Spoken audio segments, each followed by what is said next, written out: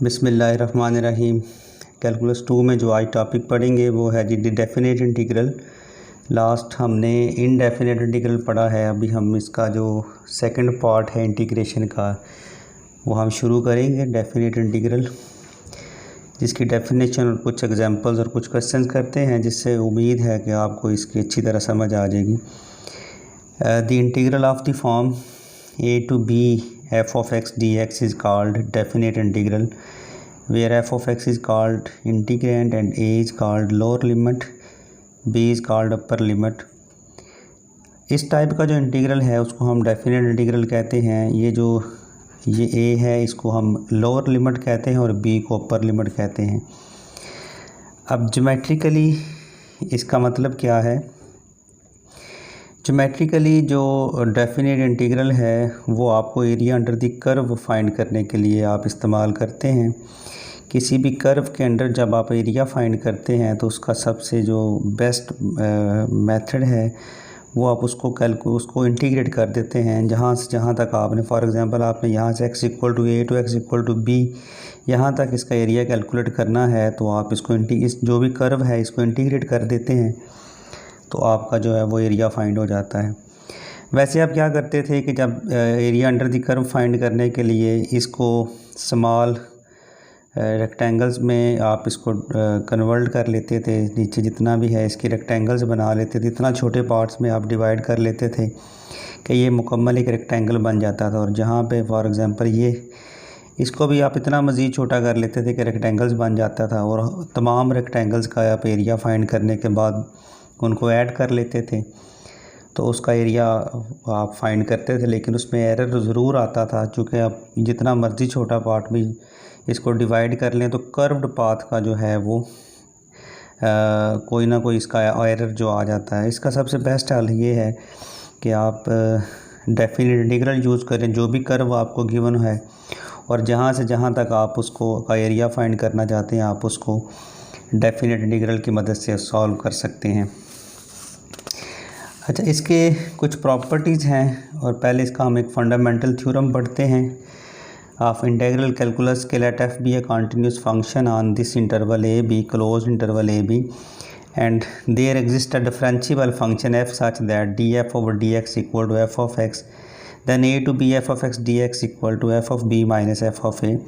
कि जब आप इसको इंटीग्रेट करते हैं तो upper limit f of b minus lower limit आप इसमें लगा लेते हैं। जब इसको इंटीग्रेट करते हैं, इंटीग्रेट करने के बाद आपके पास वो फंक्शन आ जाता है जिसका ये आपको डेरिवेटिव गिवन है। वो डेरिवेटिव आपको f ऑफ x का गिवन था। यहाँ पर हम चूँकि जब हम किसी फंक्शन को फॉर एग्जांपल हमने इसका डेरिवेटिव फाइंड किया तो हमारे पास ये फंक्शन आया f ऑफ x। अब दोबारा मैं वो कौन सा मेथड यूज़ करूँगा या इसको क्या करूँगा कि मेरे पास दोबारा वही फंक्शन आ जाए जिसका डेरिवेटिव मैंने लिया हुआ है, तो मुझे इसको इंटीग्रेट करना पड़ता है। जब इसको मैं इंटीग्रेट करता हूँ तो मेरे पास दोबारा से वही फंक्शन f आ जाता है। तो जब हम इसको इंटीग्रेट करेंगे इसके बाद हम इसकी अपर लिमिट पुट कर लेंगे उस फंक्शन में, माइनस फिर लोअर लिमिट पुट कर लेंगे। ये है जी फंडामेंटल थ्योरम। इसी की मदद से हम कुछ प्रॉपर्टीज़ पढ़ेंगे और डेफिनेट इंटीग्रल के क्वेश्चन सॉल्व करने की कोशिश करेंगे। इसकी पहली प्रॉपर्टी ये है कि late f be a continuous function on this closed interval a b, then a to b f of x dx equal to a to b f of z dz। यानी आप जब आपके पास कोई भी इंटीग्रेंड गिवन है, कोई भी आपके पास फंक्शन गिवन है जिसको आप इंटीग्रेट कर रहे हैं, तो आप उसका जो वेरिएबल है उसको चेंज कर सकते हैं किसी अदर वेरिएबल में, तो जिससे क्वेश्चन पे कोई फ़र्क नहीं पड़ता। जैसे फॉर एग्जांपल आपके पास ये एक क्वेश्चन है x प्लस 2 dx, इसको आपने 1 to 2 इंटीग्रेट करना है। जब आपने इसको 1 to 2 इंटीग्रेट किया तो इसका जो आंसर है उसी तरह इसकी integration x square over 2 plus 2x, पहले आपने अपर लिमिट पुट कर दी फिर लोअर लिमिट पुट कर दी जिससे आपका 7 over 2 आंसर आया। फिर आपने x की जगह पे z लगा दिया, यानी इस वेरिएबल को किसी और वेरिएबल में कन्वर्ट कर दिया, तो आपके पास अभी जो इसका आंसर आएगा लिमिट पुट करने से वो भी 7 over 2 आएगा। यानी इससे कोई फ़र्क नहीं पड़ता कि आप x को किसी और वेरिएबल से रिप्लेस कर दें। इसकी दूसरी प्रॉपर्टी है कि अगर आपके पास फंक्शन गिवन है integral a to b f of x dx, अगर आप इसकी लिमिट्स चेंज कर देते हैं, अपर लिमिट को लोअर लिमिट और लोअर लिमिट को अपर लिमिट बना लेते हैं, तो एक नेगेटिव साइन जो है वो इसमें वो कॉमन आएगा minus B to A F of X D X होगा। जैसे फॉर एग्जांपल आप देखें ये एक फंक्शन है जिसको मैंने I1 का नाम दिया है, इसको मैंने इंटीग्रेट करना है फ्रॉम 1 to 2। जब मैंने इसको इंटीग्रेट किया x²/2 आया, अपर लिमिट पुट की माइनस लोअर लिमिट पुट की, तो आपके पास 3/2 आंसर आया। फिर अब मैंने यहाँ पे इसी फंक्शन को लिया लेकिन इसकी मैंने लिमिट चेंज कर दी, 2 1 कर दी।